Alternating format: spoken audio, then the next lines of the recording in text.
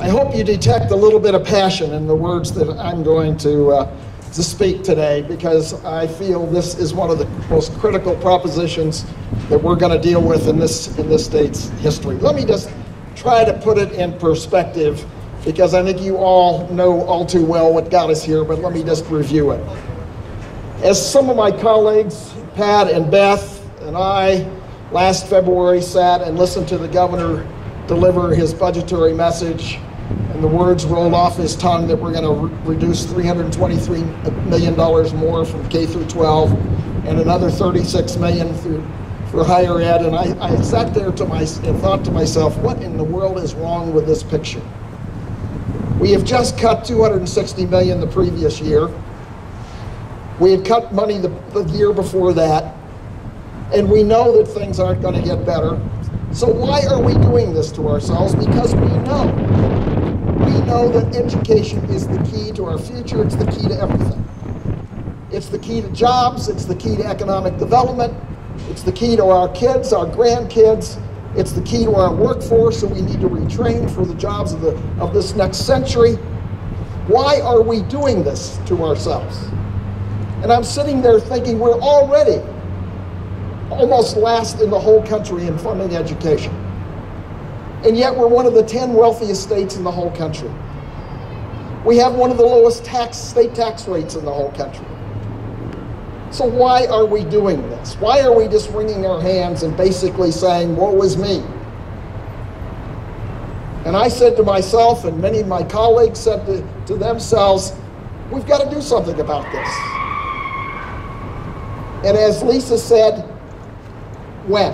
When do we start doing it? And I said to myself, I am not going to be sitting in the legislature a year from now looking at a budget that I know is going to devastate education even more. And if you saw the recent, just a couple weeks ago, the new budget estimates, we're going to cut another $500 to $600 million in fiscal year 12-13. We know that education is more than 50% of the budget.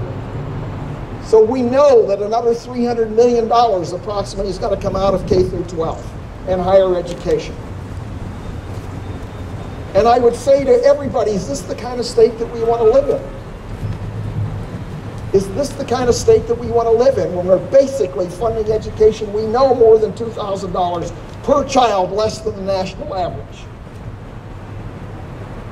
So we said we're going to do something. And what is the something? Well, the something is Proposition 103. How did we get to Proposition 103? Well, I happen to believe in the KISS principle, keep it simple, stupid. And in 1999, we cut our tax rate, as Lisa said, in 2000 from 5% back to 4.63 in the sales tax, back from 3 to 2.9. Let me just do simple math for you. That's 1/10 of 1% on the sales tax. That's a penny on $10. It's 10 cents on $100. The income tax is basically for a family earning a median income of $55,000 is roughly 116 bucks. So that's what we're asking. And what do we get in return? We get almost $3 billion over the next 5 years. And we said we're going to set the floor this fiscal year, 11-12. The legislature must fund it, so this money can't just be detoured. It must go to education. And we said we're going to do it for 5 years. Why 5 years? Because we know we have a long-term fiscal structural problem in this state because of Tabor, Gallagher, and all the other constitutional issues that we put into the Constitution. And we know we've got to fix that. So 5 years, hopefully, will give us a sense of urgency to fix the long-term problem. So what do we get out of all of this? Well, we restore our funding to basically where we were 2 years ago. We put over $500 million into schools for the next 5 years, as opposed to having cut $300 million more in fiscal year 12-13. So what are the arguments against this? Well, some people tell me that schools don't deserve any more money until you reform them. Well, there are two aspects to that that really drive me crazy. Number one is, for those of you that know my colleagues, and I'm proud to be one of the prime sponsors of a bipartisan bill, Senate Bill 191, which put in the toughest reform measures in the whole country. and it is being looked at and copied throughout the country. We dealt with teacher effectiveness, principal effectiveness, all the other issues that go around reform. And I couldn't be standing up here and feel as passionate about this if we had not done that. The other part of that is, for those that say that, what they're really saying is, the kids can wait until we adults figure out what reforms we want. And I would say to you, our year in a lifetime is a lifetime in the age of every child. 1 year is a lifetime in their age.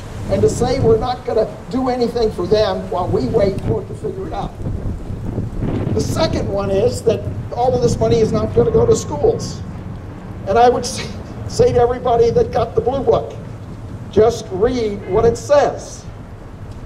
Quote, requiring that the additional revenues resulting from these increased tax rates be spent only to fund public education from preschool through 12th grade and public post-secondary education. This money is going to go to schools. The only way it can be changed is if the legislature, both House and the Senate, and the governor sign off on a bill that basically takes back, repudiates this.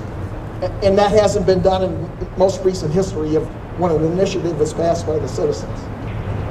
Then let me deal with the third issue, and Lisa dealt with this as well. This is not the right time. And this is one that really gets to me, because it goes back to just what I said. So this is not the right time. That's the last objection. So let me ask you, when will be the right time? Will the right time be when not some but all rural schools are on 4-day weeks? I would hope not. Is that the right time? No. Will it be when class sizes have virtually doubled? Will that be the right time? No. Will it be the right time when we've cut all art and music classes at all levels in our schools? No. Will it be the right time when we've eliminated all athletics from all mid-schools and most high schools? Will that be the right time? No.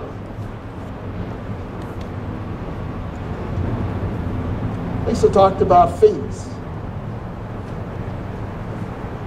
A parent came up to me when I was in Alamosa last week and said, I'm paying over $2,000 for my kids in fees for my kids to be in AP classes, to ride the school bus, etc. Is it going to be the right time and those fees continue and get doubled? I don't think so. Do you? No.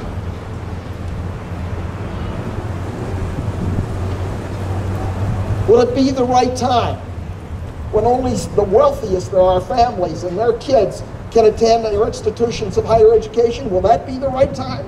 No. As you know, we've got double-digit increases in tuitions in virtually every school, including community colleges in this state. Will it be the right time when our community colleges are given the task of retraining our workforce, and we can't afford to have people go back because of the high tuition to get retrained? Is that going to be the right time? So I would say to all of you that would say to me, this is not the right time, and to paraphrase what Lisa said, it's never, or I could say it more positively, it's always the right time to do what's right. And I would say to all of you, that this is the right time.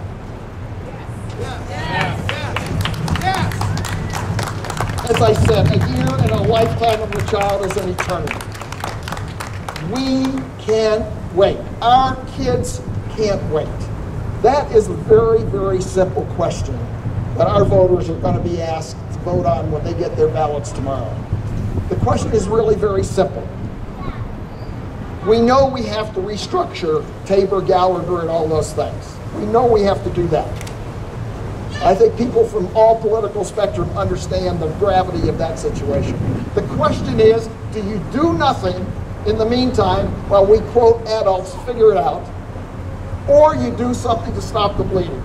Proposition 103 is designed to stop the bleeding, to give our kids a chance so that all of those things that I described don't happen to kids whose life is dependent on our being able to provide adequate funding to schools. I would say to you, our kids can't wait. I don't think you can either. Thank you very much. you.